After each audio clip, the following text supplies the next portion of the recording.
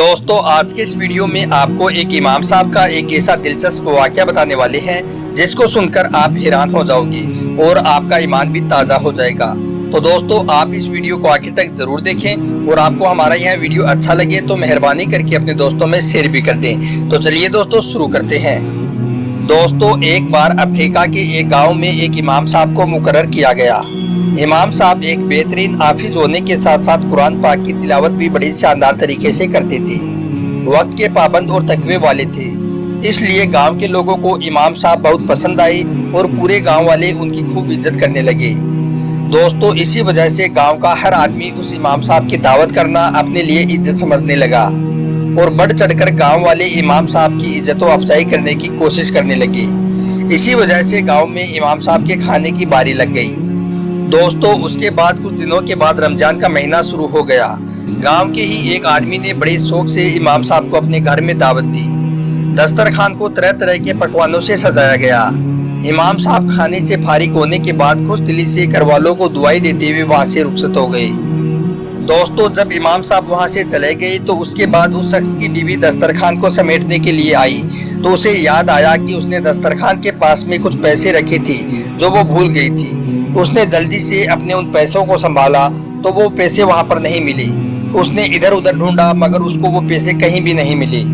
اس کے بعد جب اس کا شوہر نماز پڑھ کر واپس گھر آیا تو اس کی بیوی نے سارا ماجرا اس کو سنایا۔ شوہر نے بھی ان پیسوں کے تعلق سے لا علمی کا اظہار کیا، یعنی کہ شوہر نے بھی یہی کہا کہ اس کو نہیں معلوم کہ وہ پیسے کہاں ہیں۔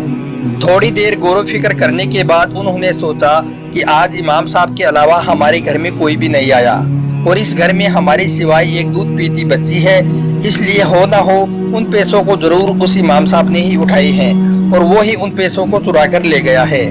یہ سوچ کر اس شخص کو امام صاحب پر بڑا غصہ آیا اور اپنی بیوی سے کہنے لگا کہ ہم نے تو امام صاحب کو اس مبارک اور بابرکت مہینے میں اتنی اچھی دعوت دی مگر اس امام نے ہمیں بدلے میں یہ صلہ دیا ہے، مگر ان لوگوں نے شرم کے مارے امام صاحب کو پیسوں کے بارے میں پوچھنا مناسب نہیں سمجھا، مگر وہ اس روز کے بعد سے اس امام صاحب سے کترانے لگا۔ دوستو اس گھٹنا کو پورا ایک سال بیت گیا۔ پھر رمضان کے مہینے میں اسی گھر میں امام صاحب کی دعوت کی باری آ گئی۔ شوہر نے بیتے رمضان کے واقعے کو سامنے رکھتے ہوئے بیوی سے مشورہ کیا کہ ہم اس بار امام صاحب کی دعوت نہیں کریں گے، مگر اس کی بیوی اچھی تھی، وہ اپنے شوہر سے بولی کہ ہو سکتا ہے امام صاحب کی اس دن کوئی پریشانی یا مجبوری رہی ہوگی، اس لیے انہوں نے وہ پیسے اٹھا لیے ہوں، ہمیں ان کو معاف کر دینا چاہیے اور اس بار بھی ان کی دعوت کرنی چاہیے۔ دوستو شوہر نے اپنی بیوی کی بات مان لی اور امام صاحب کو اس بار پھر سے دعوت دی گئی۔ شام کے وقت امام صاحب آ گئے اور جب انہوں نے کھانا کھا لیا تو پھر اس شخص نے امام صاحب سے کہا، کیا آپ نے یہ محسوس کیا کہ میں پچھلے رمضان سے آپ سے کترا رہا ہوں؟ تو امام صاحب نے کہا کہ مجھے معلوم ہے۔ اس کے بعد اس شخص نے امام صاحب سے کہا کہ امام صاحب میں آپ سے کچھ پوچھنا چاہتا ہوں، آپ اس کا جواب صحیح سے دیجئے۔ امام صاحب نے کہا کہ جی پوچھئے۔ تو اس شخص نے کہا کہ پچھلی بار میری بیوی دسترخوان کے پاس میں کچھ پیسے رکھ کر بھول گئی تھی، مگر اس کے بعد جب اس نے اپنے پیسے سنبھالے تو وہ وہاں پر نہیں ملے۔ آپ کے سوائے ہمارے گھر پر کوئی بھی نہیں آیا تھا، اس لیے ہمیں لگتا ہے کہ وہ پیسے آپ نے اٹھا لیے، کیا آپ نے اٹھائے تھے وہ پیسے؟ تو یہ سن کر امام صاحب نے فوراً جواب دیا کہ جی ہاں وہ پیسے میں نے ہی اٹھائی تھی۔ یہ سن کر اس شخص کے ہوش اڑ گئے۔ امام صاحب نے اس کو بتایا کہ اس روز میں نے دسترخوان کے قریب میں کچھ نوٹوں کو بکھرتے ہوئے دیکھا تھا، کھڑکی بھی کھلی ہوئی تھی اور پنکھا بھی چل رہا تھا، مجھے لگا کہ کہیں یہ پیسے باہر نہ اڑ جائیں، اس لیے میں نے ان نوٹوں کو جمع کر کے اٹھا لیا۔ اتنا کہہ کر وہ امام صاحب اپنا سر جھکا کر رونے لگے۔ یہ دیکھ کر میاں بیوی دونوں پریشان ہو گئے اور پوچھنے لگے کہ امام صاحب کیا بات ہوئی، آپ رو کیوں رہے ہو؟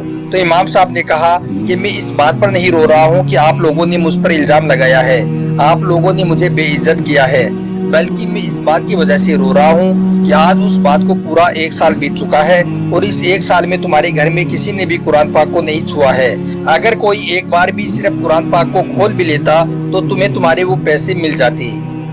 اتنا سنتے ہی وہ شخص دوڑتا ہوا گھر میں رکھی قرآن پاک کے پاس گیا اور جلدی سے اس کو کھول کر دیکھا تو قرآن پاک میں وہ سارے کے سارے پیسے موجود تھے۔ یہ دیکھ کر وہ شخص بہت شرمندہ ہوا اور قرآن پاک کو چومنے لگا اور امام صاحب سے معافی بھی مانگنے لگا اور اس نے امام صاحب سے کہا کہ اب سے وہ ہر روز قرآن پاک کی تلاوت کرے گا۔